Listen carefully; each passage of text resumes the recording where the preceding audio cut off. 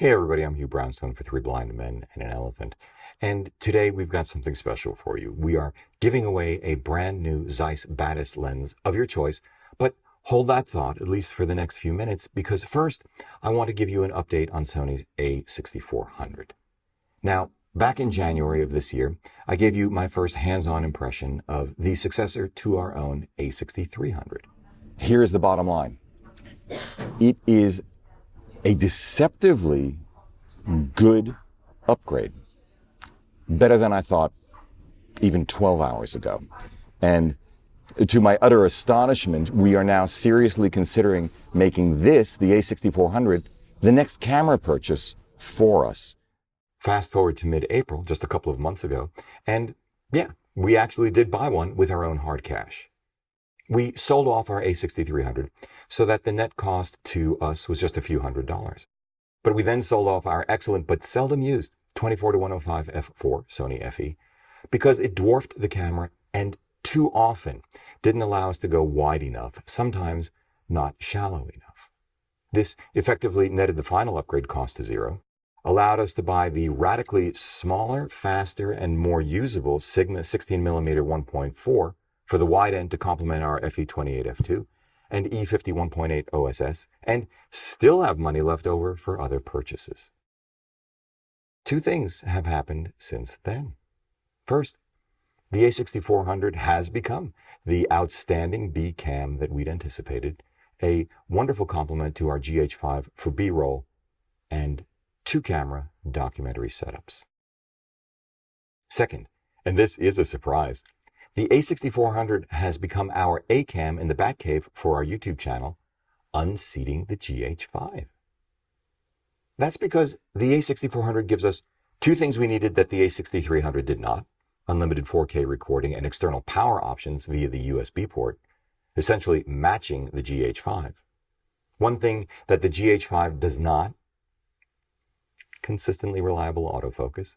And one nice to have, saving us battery power and the bulk of an external monitor, like even the excellent and fairly small HD focus when we're vlogging on the road, a 180-degree tilty screen, which is a little bit like a comb over if you ask me, but it does the job, as long as you don't attach something like RØDE's awesome little wireless GO to the hot shoe, but instead just gaffer tape it to the side or tripod, or better yet, invest $20 in a small rig cold shoe adapter.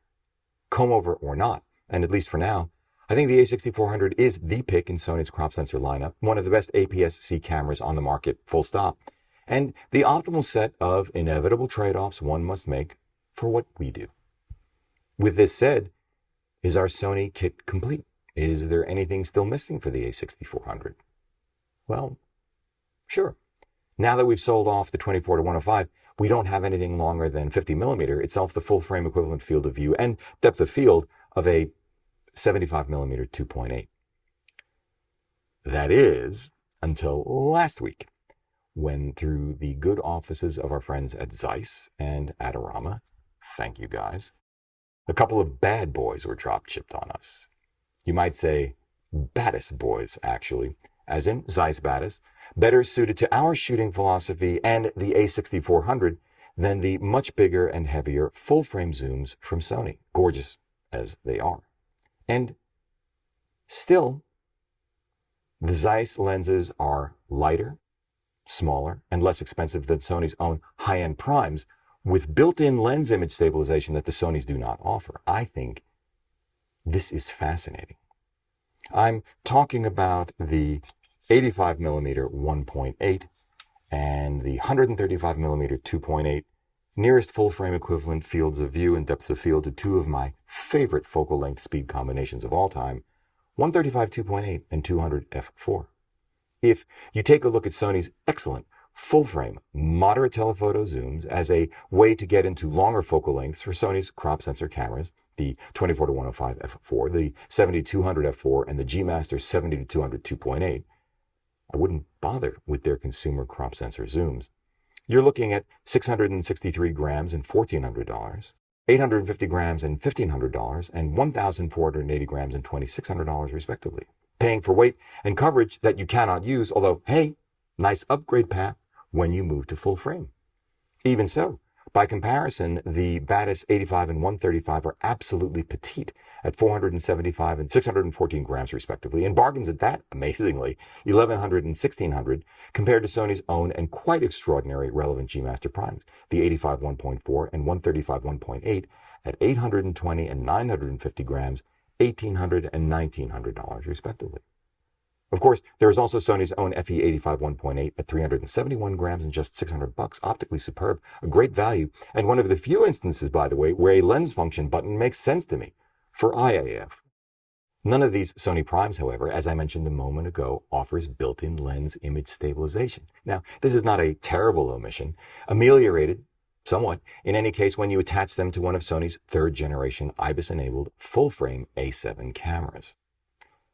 Which is not the case when using the A6400, since like the A6300 and A6000 which preceded it, does not offer IBIS. The A6500 does, but it isn't great. And the obvious value in the 6000 series, especially if you're also shooting video, is now unequivocally the 6400. So Lens IS is a big deal in my book for what we do.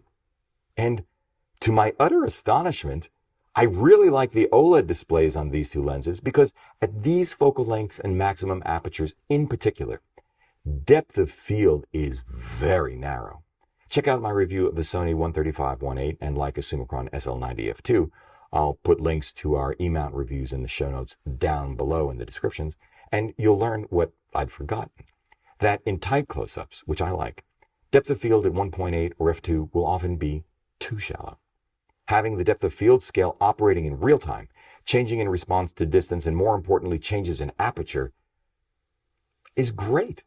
Yes, you can alternate between metric and imperial just by twisting the focus ring past minimum focusing distance and continuing until it changes.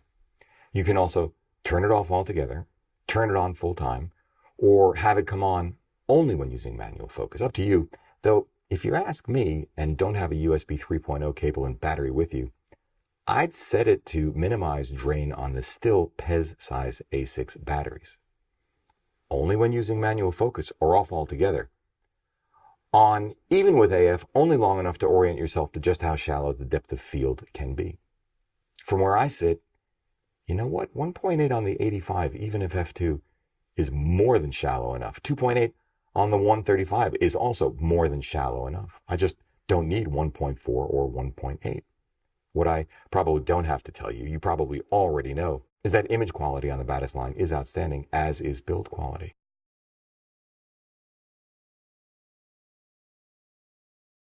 The focusing rings, however, are also lovely, nicely weighted, big, and grippy.